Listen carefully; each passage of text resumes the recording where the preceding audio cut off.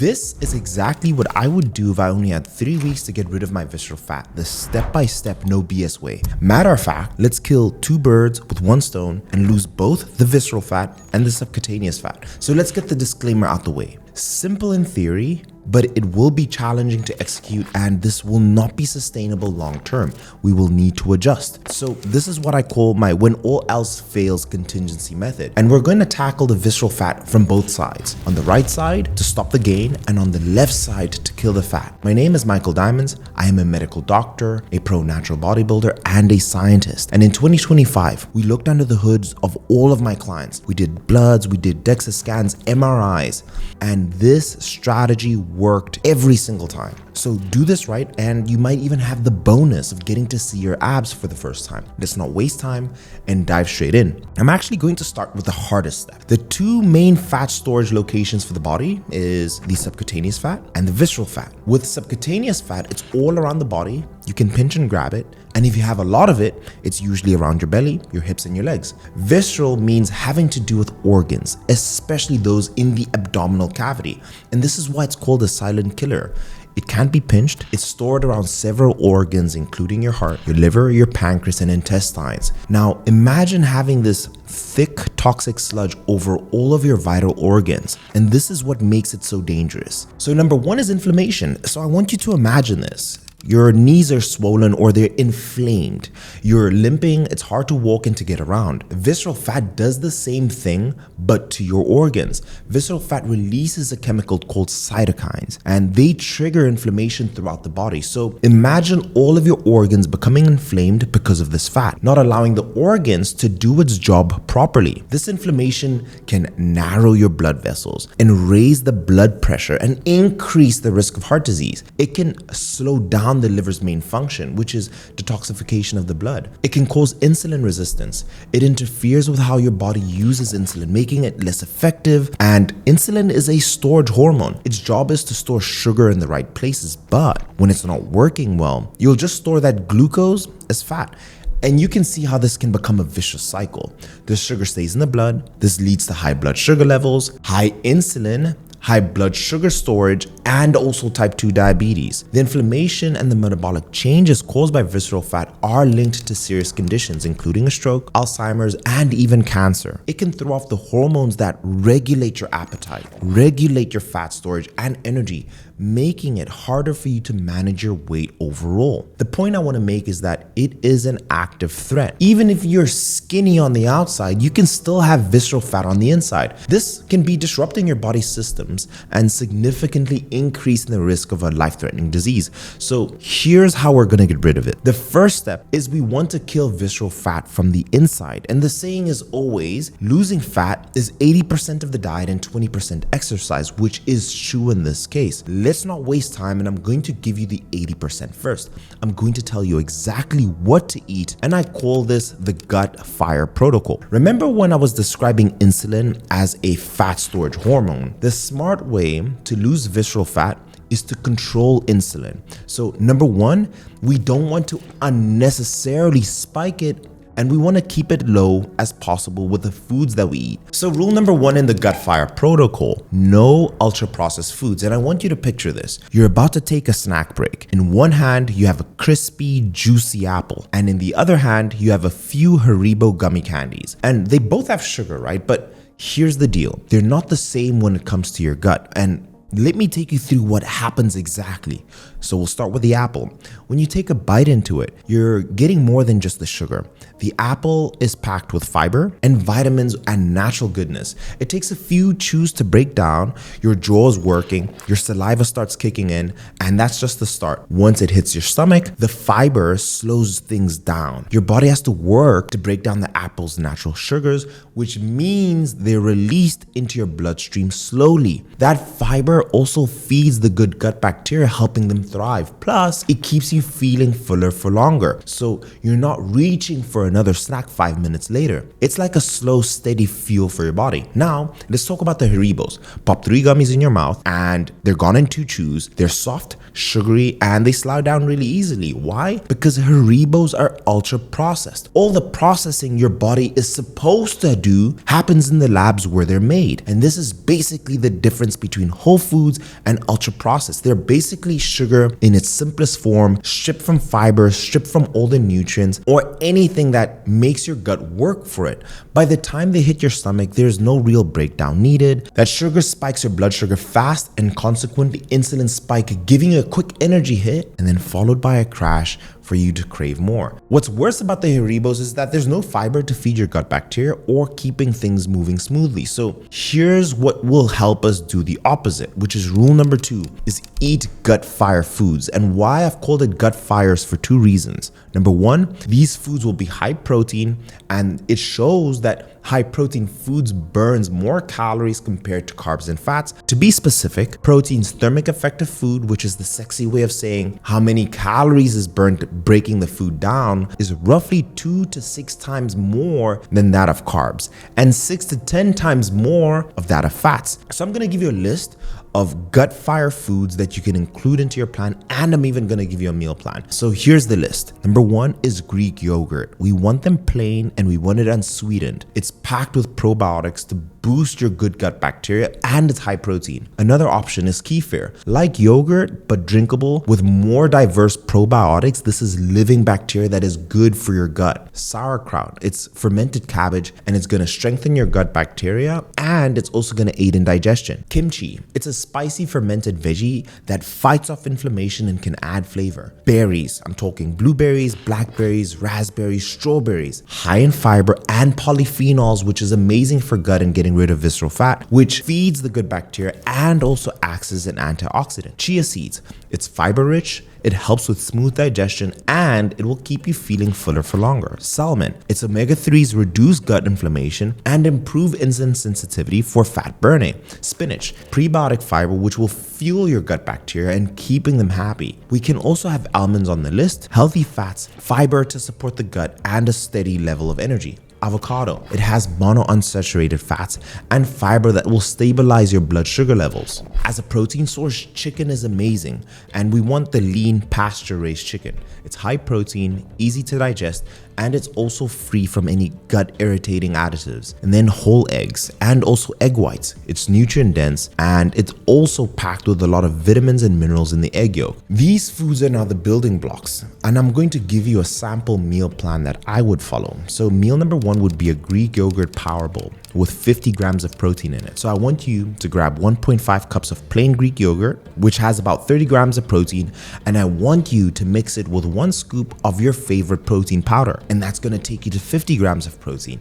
And in there, I want you to mix in a cup of berries, and it can be any. It can be the strawberries, blueberries, or a mix, fiber and flavor. And you can also add chia seeds. Meal number 2 is going to be salmon and baked potatoes. So I want you to have 9 ounces of salmon and 8 ounces of baked potato. And did you know that potatoes have the highest satiety index for carbs, meaning that potato is going to make you feel fuller for longer compared to other carbs. And you can add leafy greens to this meal. You can have kimchi or sauerkraut to the side. Meal number 3 is a snack that you can have. It's high protein scrambled eggs. So this is how you make it. So we want 1 whole egg, so we can get some healthy fats in there, the minerals and vitamins, paired with 44 fluid ounces of egg whites. And to your egg whites, to the scrambled egg, you can add spinach, tomatoes, or any veggies to make it as colorful as it can. And on the side, you can have 2 to 3 fermented pickles. Now, I have a free 21-page recipe book, and I'm also going to send you something else, and I'll tell you about it later. So just subscribe to the newsletter. It's going to be linked in the description, and I'll email those over to you immediately. But that's just the first thing that's important. But that's not all. What you eat is important, but when you eat is also extremely important, which we're gonna now tackle in step number 2. I call it the double fasting approach. The first day in the week, we will fast for 24 hours, and the rest of the 6 days in the week, I want you to do a fasting protocol. So there's a 2020 research paper titled Time Restricted Eating with or without low carbohydrate diet reduces visceral fat and improves metabolic syndrome. And there's a 2023 study titled Magnetic Resonance Study for Visceral Subcutaneous Liver and Pancreas Fat Changes After 12 Weeks of Intermittent Fasting in Obese Patients. all of these studies saw significant improvement with overall fat loss and especially the loss of visceral fat from doing as little as 16 hours per day fasts and longer. So for 3 weeks, this is what I want you to do. I want you to do 1 24-hour fast and 6 16/8 fasts. So this is what you do. Every Sunday for the next 3 weeks, you'll be having a fasting day. But this is the trick. I want you to have your last meal on Sunday 8 p.m. and then that will start the clock. And you will break your fast only on Monday at 8 p.m. This way, that's your 24 hours of fasting. 8 of the 24 hours, you'll be already sleeping, making this very, very easy to do and keeping your insulin levels low. We know to burn 1 pound of fat, you need to be in a 3,500 caloric deficit. And we know we can achieve this through the calories in versus calories out equation. Now, because we aren't eating for 24 hours, essentially your calories in is at 0. So all you have to do on day 1 is to burn a pound of fat, which is burning 3,500 calories, which I'm gonna show you how to do in these next steps. So if you've ever done a 24-hour fast, let me know in the comments. For anyone watching this video, what's your experience? Did you notice faster weight loss? Was it hard? And I think your story may inspire someone, because it's one thing coming from me, it's one thing coming from somebody else who is not affiliated or connected to me at all. On day 1, you should have burnt 1 pound of fat already because you ate 0 calories and burned 3,500 calories on day 1. Obviously, it's not entirely accurate where you're going to burn exactly 3,500 by measuring with devices. Point I'm making is on day 1 already, you're putting yourself into a very good deficit, right, to get shredded. And you can also choose whichever day of the week that you want to do your fast. But these are some of the other benefits of fasting. My client Montino would do the same protocol every Sunday, and he noticed that he got so much more work done on his fasting days. He felt extremely motivated and mentally clear beyond a 24-hour fast. And he also liked how his body felt. He said that it was so much easier to follow the diet after a 24-hour fast. And when I do this, I also feel mentally resilient. I have a sugar craving. I love cookies, and it's completely gone. All the cravings are gone when I've done it. So if you do this in the beginning of a transformation as a quick, big win, this is an amazing way to start with killing the visceral fat. And these are some of the other benefits. Benefit number 1 is improved insulin levels. So we know that when your insulin levels are high, you're not losing any fat. And its main job is a storage hormone, primarily taking glucose in the blood. And we know insulin's main job is being a storage hormone. When you've fasted for 24 hours, your insulin levels will be extremely low, putting you in the best position to lose fat. Also, it improves your insulin sensitivity, meaning when your body has carbs introduced, insulin knows exactly what to do because it's not overworking itself, and you become more efficient, decreasing your chances of storing food as fat in the future. And personally, I love doing this with all of my clients, especially those who are pre-diabetic or type 2 diabetic, because it does drastically improve your blood sugar levels. Number 2, autophagy increase, which is basically the process of your body clearing out and repairing damaged cells. And this is amazing for anti-aging and also by promoting cellular renewal and reducing the buildup of dysfunctional cellular parts. 3, it will boost your human growth hormone, which plays a role in your metabolism, muscle maintenance, and fat loss. Number 4, it reduces inflammation, improving your factors such as your blood pressure and also your cholesterol levels. Number 5, improved BDNF. It increases the production of brain-derived neurotrophic factor. It's a protein linked to improving brain function and neuroplasticity and so much more. And finally, it's amazing for your gut health. It promotes a mechanism of modulating your gut microbiota. So basically, you will flush out more bad bacteria and promote the growth of good bacteria by fasting. This will reduce inflammation because you're not stressing your gut by giving it food all the time. What it will also do is strengthen the gut barrier. Again, by fasting 24 hours, you're giving your gut a chance to recover and promoting cellular repair. However, because individual responses can vary and research is still in the early stages, I highly recommend that you test it out and see what your experience is. But let's move into step number 3, the cardio to burn visceral fat. So you always hear this argument of HIIT, high intensity interval training versus LISS, low intensity steady state cardio, but why not use them both? And I like calling it formal cardio and informal cardio. Informal cardio is just walking. Formal cardio means that you're using a machine. So what are the differences? Intensity. High intensity interval training, as it says, is a lot more intense and can be slightly taxing on the body, but we just do a little of it so that we can extract the benefits. With walking, it's less intense and something that you can do more sustainably in the long term. The duration is where you see the benefit with high intensity interval training. You can do 2 to 3 sessions per week. So maybe on a Monday, a Wednesday, and a Sunday, or you can go Friday, Saturday, Sunday over a weekend. Versus with walking, it's something that you need to do each and every single day, but it's also very easy. Now, what about the calories burned? You're running, you're burning more calories compared to walking. Now, this is the hormonal impact. With high intensity interval training, you do get a flurry of more hormones and amazing hormones with growth hormone, epinephrine, and norepinephrine. But with walking, you can tap more into your fat stores, and both of them are effective. But in my opinion, the running is less accessible compared to the walking. You can walk every day, but with the running or doing any high intensity interval training, you need to go to a specific machine. So let me show you how to use them both. With informal cardio, which is walking, you want to be in the range of 10,000 to 15,000 steps. You can track it on your phone, track it on your watch, and in simple terms, the more you walk, the more visceral fat you will burn per day. So wake up 1 hour early in the morning or walk in the evening. You can also buy a walking pad like I have behind me, and it's probably the best investment you can make. They are between $150 to $200. So always remember,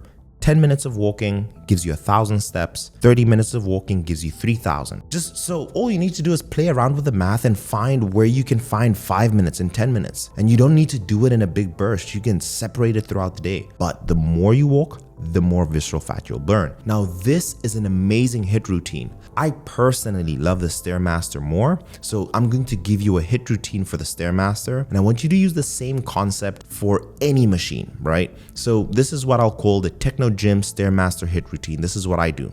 We want to do it 3 times per week, right? For a total time of 25 minutes. And the levels I'm going to describe to you is based on your fitness. So give it a go and you can play around with the levels. So this is the protocol.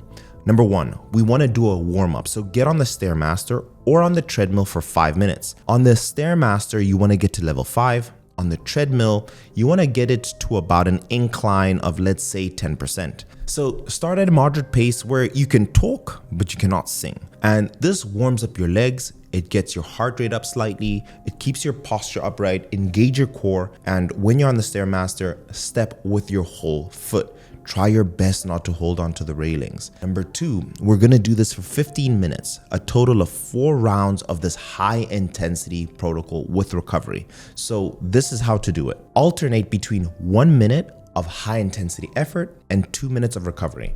So the high intensity levels increase with each round if you feel like you're ready. So interval 1 minute at level 15. And then I want you to do an active recovery for 2 minutes at level 7, for example. And this is an easier pace. And that's round 1. And I want you to do this 4 times. So level 15 for 1 minute, level 7 for 2 minutes. And on the treadmill, what this would be is sprint as hard as you can for 1 minute and then walk for 2 minutes and do this 4 rounds. And after you've done 4 rounds, we want to cool down, and we want to cool down for about 5 minutes. On the Stairmaster, it'll be level 5, and on the treadmill, this is putting it back to flat on the incline. So you want to return to a moderate pace to lower your heart rate. Focus on your breathing and relaxing your muscles. So a quick overview. Warm up 5 minutes. Then we want to do an interval of 3 minutes, right, in total, which is 1 minute of sprint or 1 minute of high pace on the incline with a 2-minute recovery. And then we want to do that for 4 rounds, which is 15 minutes. And then finally, you want to do a 5-minute cool down. Now you have a walking protocol and a high intensity interval training protocol.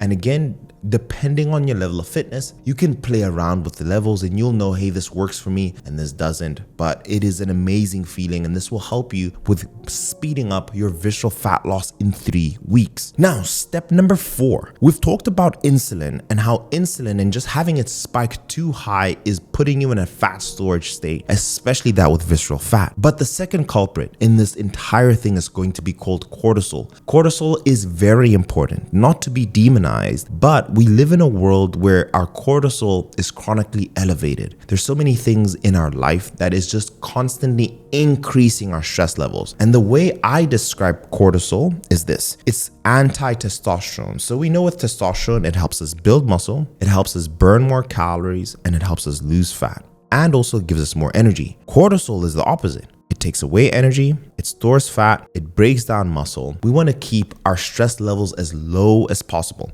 So how to do this? Simply going on a walk is very stress relieving. And if you think about it, people always say that exercising is a great stress reliever. And the real reason for that is when you meditate or when you exercise, with meditation, you're thinking about your breathing. With training, you're thinking about the weights in your hand.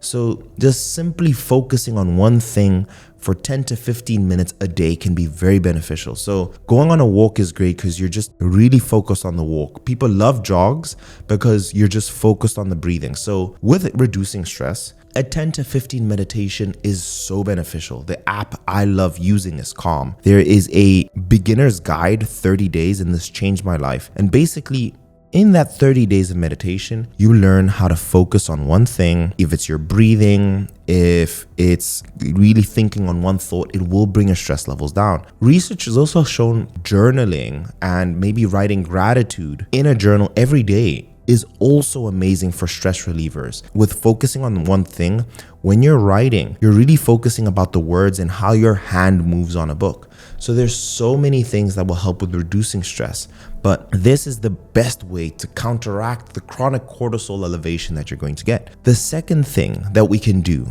right, in step 4 is sleep. Now, with sleep, when you're not sleeping enough, cortisol will be elevated and all the hormones in your body aren't functioning adequately because you're not giving your body enough time to recover. This resulting in your increase in visceral fat because all your hormones are out of whack.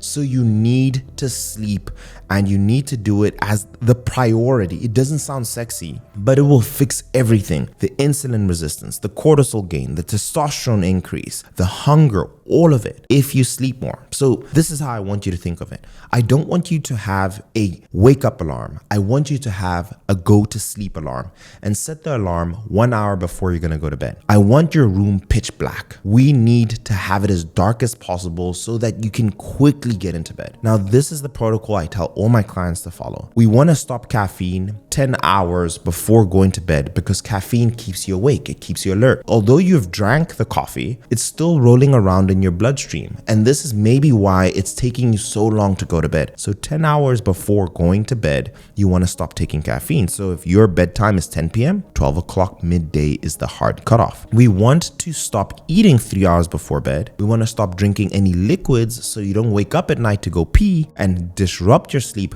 2 hours before bed. And then finally, this is a big culprit for everybody, 1 hour before bed, you want to reduce your exposure to your screens.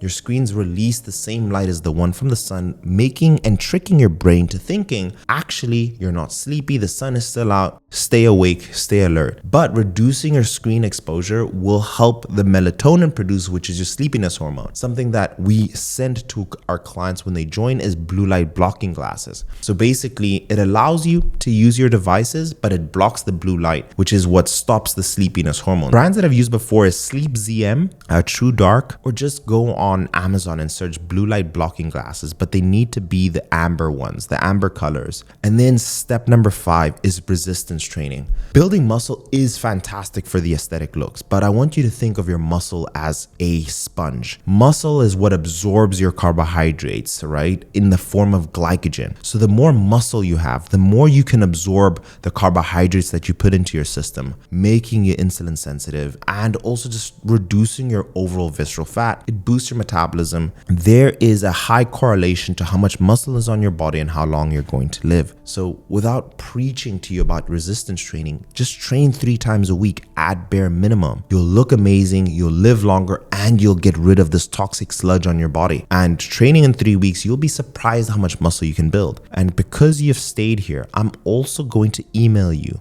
a 3-day plan, a 4-day plan, a 5-day plan, so you can just start on your muscle building journey. I want everyone watching this video to be successful. So I'll leave the video here. Let me know again in the comments, what was your experience doing a 24-hour fast or any fasting protocol? And did you see improvement? If you've been following my videos for a while, share in the comments what progress you've seen, because I'm telling you, there's someone who's watching this for the first time who may be inspired. Now, if you want to lose your visceral fat and your belly fat, and you want more detail, you want to be like, hey, Mike, I want to know how to build the perfect meal plan with the exact calories, and I want everything really clearly laid out for me. The video you're seeing on the screen has accrued about 1.6 million views in the past couple of months. Some have said it's the best video they've ever seen on fat loss. And I'm showing you the comments on the screen. It's not what I say. And I created it because I wanted a one-stop shop. I wanted to make fat loss accessible to everyone. So watch this video. I'll see you guys in the next one. That's my 3-week plan to lose visceral fat. Cheers.